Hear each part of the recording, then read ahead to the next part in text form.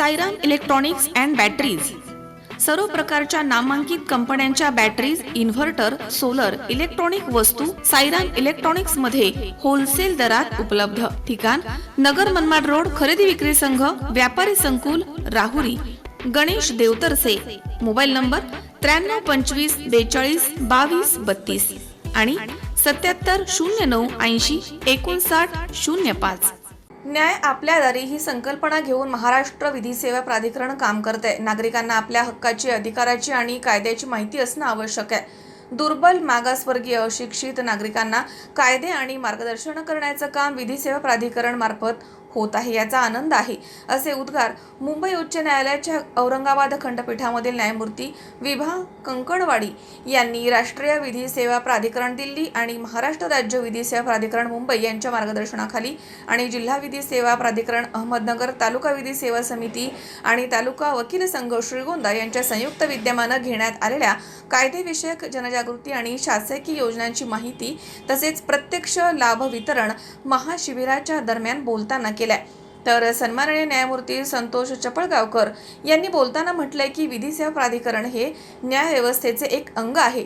ज्या गरजूंना आपल्या हक्काची जाणीव नसते, त्यांना आर्थिक पाठबळ नसते, त्यांना हक्क मिळवून देण्यासाठी आणि शासनाच्या विविध योजनांची माहिती तळागाळापर्यंत पोहोचवण्याचं काम विधी सेवा प्राधिकरणाच्या मार्फत केलं जातं.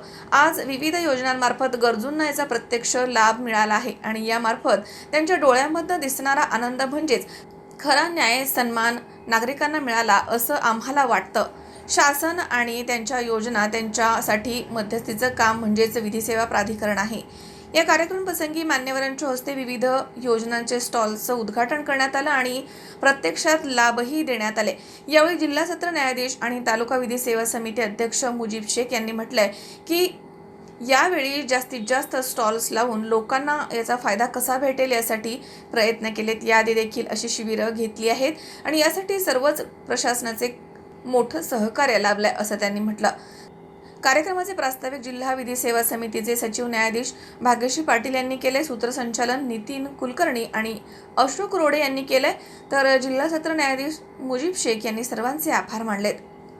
मी अशा गावांमध्ये जातो, न्यायाधीश मंडळी जातात आणि इतर खात्यातली मंडळी एकत्र येऊन असा कार्यक्रम घेतात, तर त्याच्याबद्दल कुतूहल असतं आणि असा कार्यक्रम का बरं त्यांना हाती घ्यावा लागला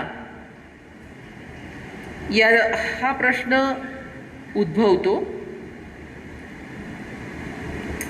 खरं म्हणजे आपण शासनामार्फत राबवण्यात येणाऱ्या बऱ्याच योजनांबद्दल ऐकत असाल, वर्तमानपत्रात वाचत असाल किंवा टीव्हीवर त्या योजनांबद्दल जाहिराती पाहत असाल.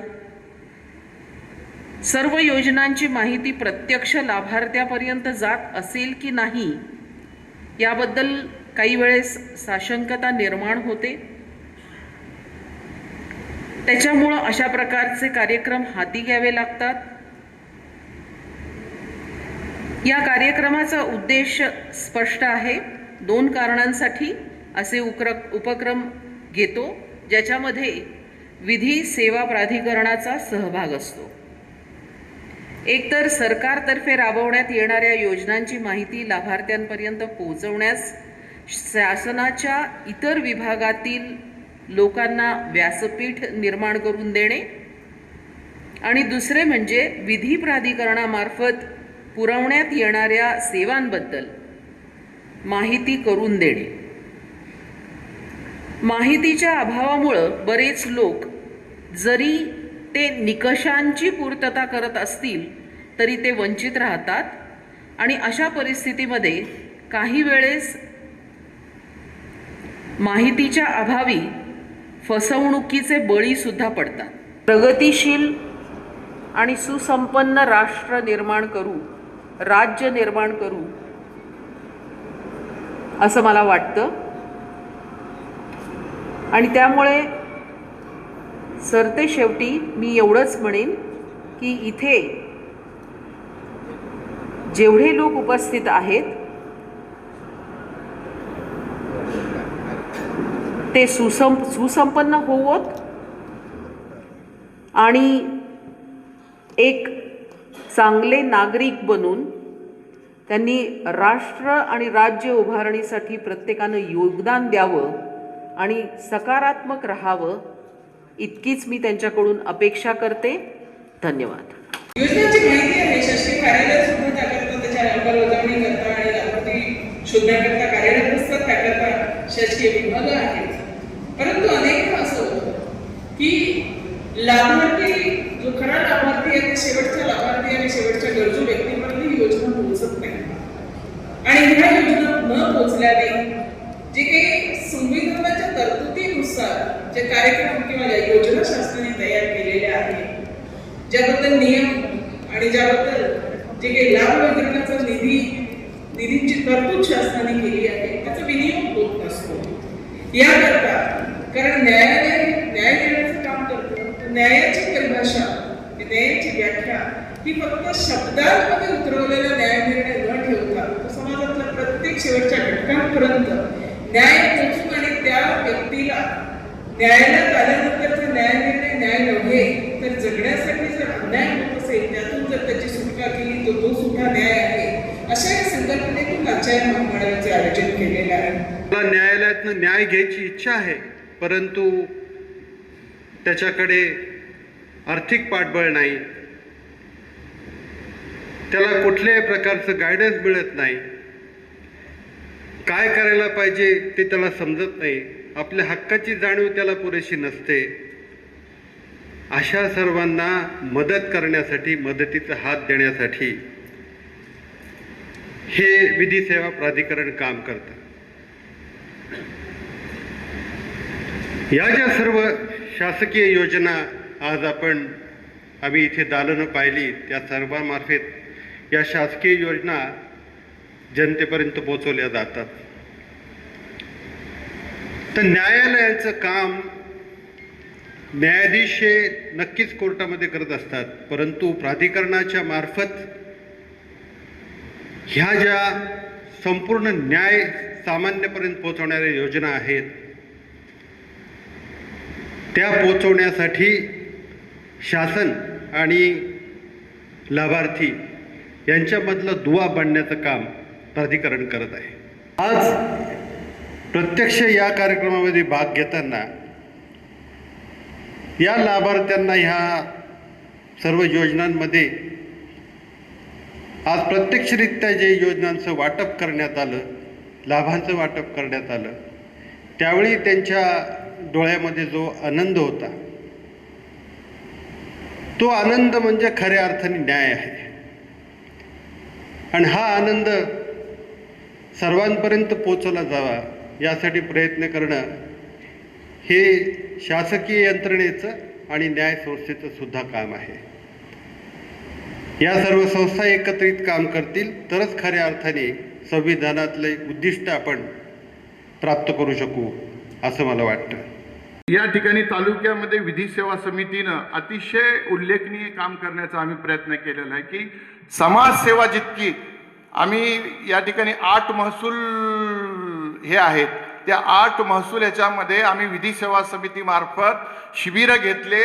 जागेवर तहसीलदार असतील, प्रांताधिकारी असतील, यांना BDOना सोबत घेऊन जाऊन या ठिकाणी समाज जो आहे तो या ठिकाणी जास्तीत जास्त भटकेविमुक्त समाज राहतात, भिल्ल समाज राहतो, इथं या मसनजुगी समाज राहतो, या लोकांना दाखले मिळत नव्हते, त्यांना रहिवाशाचे दाखले मिळत नव्हते. त्याला विधी सेवा समितीमार्फत आपण जवळपास मागच्या 2-3 वर्षामध्ये या अधिकाऱ्याच्या सहकार्याने आपण गावोगावी शिबिर घेऊन 1000च्या वर आपण दाखले या ठिकाणी तालुक्यात वाटप केलेले आहे. आणि यासाठी आम्हाला वकील संघ जे आहे ते नेहमी सहकार्य करतो.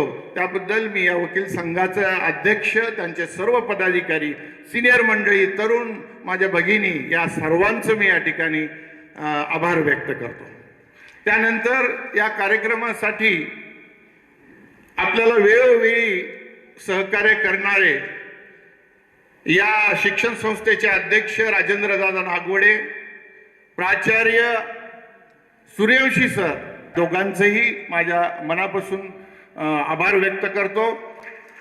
या तालुक्यातील सर्व अधिकारी, तहसीलदार असतील, BDO मॅडम असतील, त्यानंतर नगरपालिकेचे CO असतील, गट शिक्षण अधिकारी असतील, त्यानंतर कृषी अधिकारी आहेत, पोलीस अधिकारी आहेत, DYSP आहेत, या सर्व अधिकाऱ्यांनी आपल्याला या कार्यक्रमामध्ये अतिशय चांगली मदत केलेली आहे. सुहास कुलकर्णी, C24 तास, श्रीगोंदा. उद्या बस्ता खरेदीला जायचंय आणि तुम्ही दोघांनीही यायचंय. काहीही कारण चालणार नाही. आपल्या बाच्चीचं लग्न आहे, आपण येणार नसता. हो हो, भेटू आपण. बघितलं सगळ्यांना किती आनंद झालाय तुझ्या लग्नाचा ऐकून. हो ग, पण मला एक सांग, उद्या आपण बस्ता खरेदीला कुठे चाललोय हे तर तू कोणालाच नाही सांगितलंस. सांगायची गरजच काय, पिढ्यानपिढ्यांची परंपरा आहे. लहानांपासून थोरांपर्यंत सगळ्यांना ठाऊक आहे, बस्ता खरेदी म्हणजे कोहिनूर.